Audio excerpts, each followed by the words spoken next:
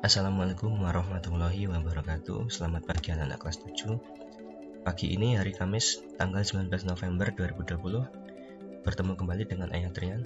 Kita akan melanjutkan tentang pelajaran ekonomi, yang mana di pertemuan kemarin kita sudah belajar jenis dan fungsi lembaga sosial.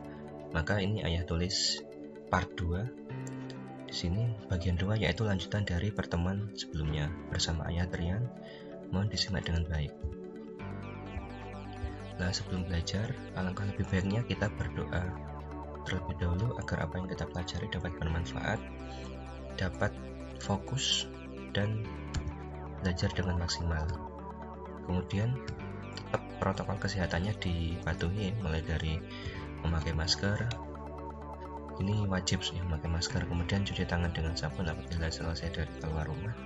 Kemudian jaga jarak sekitar 1-2 meter dan hindarilah kerumunan banyak orang.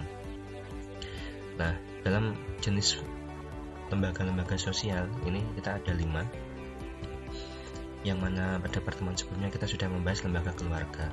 Di sini ada lembaga agama, lembaga ekonomi, lembaga pendidikan, dan lembaga politik.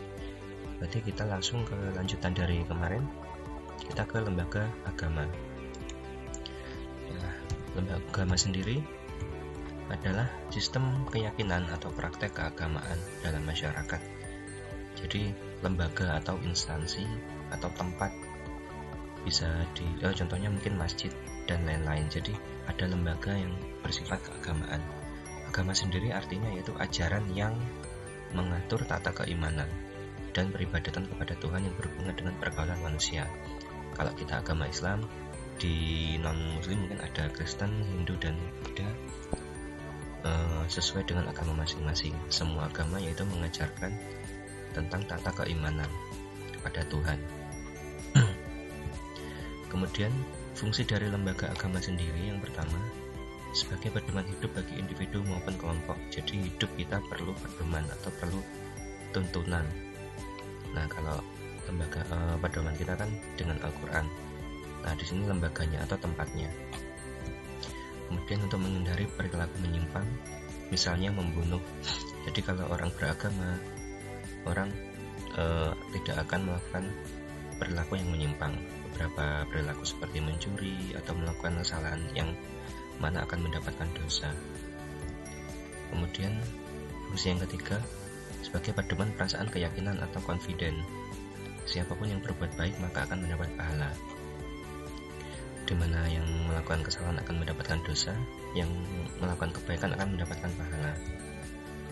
Kemudian yang keempat, pedoman keberadaan atau existence, yaitu keberadaan alam semesta harus disikapi dengan syukur dan ikhlas. Jadi kita harus sering-sering mengucapkan rasa syukur dan ada sifat keikhlasan, karena Tuhan sudah menciptakan alam semesta beserta isinya, termasuk manusianya itu sendiri.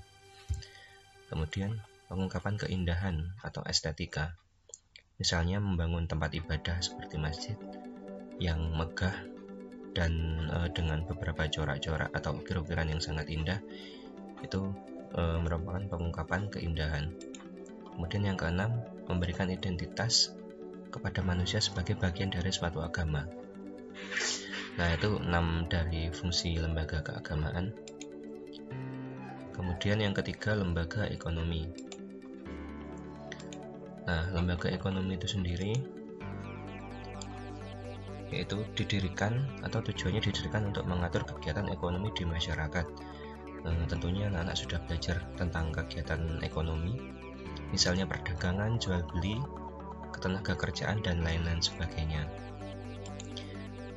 Nah, contoh dari lembaga ekonomi, lembaga tadi tempatnya ya, contohnya itu kayak BUMN, Badan Usaha Milik Negara, BUMS, milik swasta, dan beberapa perusahaan. Jadi yang berhubungan dengan ekonomi, tempat kalian bekerja itu perusahaan-perusahaan, itu namanya lembaga ekonomi. Contoh-contohnya seperti ini. Mungkin bisa dijelaskan lagi, dirinci. Kemudian fungsi dari lembaga ekonomi itu sendiri, yang pertama, memberi pedoman pertukaran barang atau jual beli. Jadi jual beli itu ada akadnya, ada pedomannya, tidak asal muasal kita seenaknya sendiri. Jadi ada aturannya, itu namanya pedoman pertukaran barang. Kemudian memberikan pedoman tentang ketenagakerjaan, jadi tentang orang tua kalian yang bekerja atau nanti pada akhirnya nanti kalian akan bekerja, nanti ada aturannya, tidak bagaimana kontrak kerjanya, bagaimana kalian pindah kerja dan lain sebagainya, ini ada aturannya, tidak seenaknya sendiri. Kemudian memberikan pedoman tentang cara mendapatkan barang atau bahan baku, nah misalkan dengan membeli barang. Kemudian memberi pedoman tentang harga jual barang di pasar, ini harganya, jadi harga cabai atau harga komputer di luar sana itu ada pedomannya. Jadi memutuskan ini sendiri memerlukan lembaga ekonomi. Nah, ini salah fungsi-fungsi dari lembaga ekonomi. Kemudian yang keempat, lembaga pendidikan, tempat kalian menuntut ilmu. Nah, contoh pengertiannya yaitu lembaga yang bertanggung jawab atas terselenggaranya pendidikan di masyarakat. Seperti kalian bersekolah di SMP Hadi Wijaya, itu kalian menuntut ilmu, terselenggaranya pendidikan. Nah, lembaga pendidikannya itu sendiri SMP Hadi Wijayanya, atau banyak contoh lainnya, mungkin di kampus atau di TPQ, tapi TPQ arahnya ke keagamaan, mungkin seperti kampus dan lain sebagainya. Nah, fungsi dari lembaga pendidikan itu sendiri yaitu yang pertama, memberi pengetahuan dan keterampilan. Jadi kalian sekolah di SMP Hadi Wijaya, kalian dapatkan pengetahuan. Selain pengetahuan, mungkin kalian juga belajar prakarya, kalian mendapatkan keterampilan, misalkan nanti kalian diajari menjahit dan lain-lain sebagainya. Ini fungsi dari lembaga pendidikan. Kemudian yang kedua, mengembangkan potensi yang dimiliki individu demi pemenuhan kebutuhan.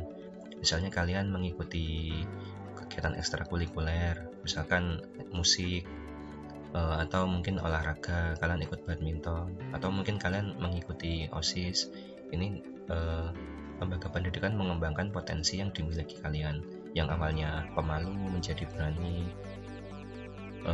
berbicara di depan umum dan lain sebagainya untuk pemenuhan kebutuhan.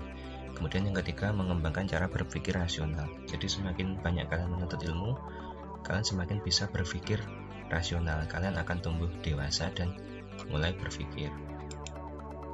Kemudian yang keempat, sarana melestarikan kebudayaan dengan cara mengajarkan hal-hal tentang kebudayaan daerah.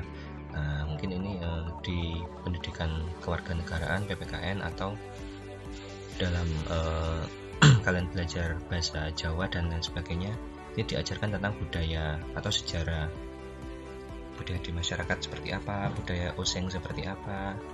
Nah, kayak gitu contohnya. Kemudian yang terakhir, lembaga politik. Nah, kalau politik yaitu lembaga yang mengatur semua aktivitas yang berkaitan dengan perpolitikan negara. Yang suka ikut partai-partai ini juga berhubungan dengan politik, seperti pemerintah daerah atau negara. Contoh dari lembaga politik itu sendiri misalnya DPR, MPR, DPRD dan lain sebagainya. Pokoknya yang berhubungan dengan politik atau kenegaraan, itu namanya lembaga politik. Nah, fungsinya yang pertama yaitu mengatur norma-norma atau aturan tentang kekuasaan melalui undang-undang. Jadi ada undang-undangnya, ada hukumnya. Kemudian sebagai pengontrol atas konflik yang terjadi. Jadi misalkan kalian melakukan kesalahan atau yang berbau hukum, maka nanti akan ada sanksinya sesuai dengan undang-undang berlaku di negara kita. Kemudian yang ketiga, menyelenggarakan pelayanan kepada masyarakat. Jadi ada beberapa pelayanan, misalkan membuat KTP, membuat SIM, itu nanti fungsi lembaga politik itu sendiri, jadi membantu kita. Nah, itu saja beberapa lembaga sosial yang ada di masyarakat dan beberapa fungsinya. Sekian penjelasan atau pertemuan kali ini, kita bisa akhiri, semoga bermanfaat. Kalau ada salah-salah kata, mohon maaf. Kita akhiri. Wassalamualaikum warahmatullahi wabarakatuh.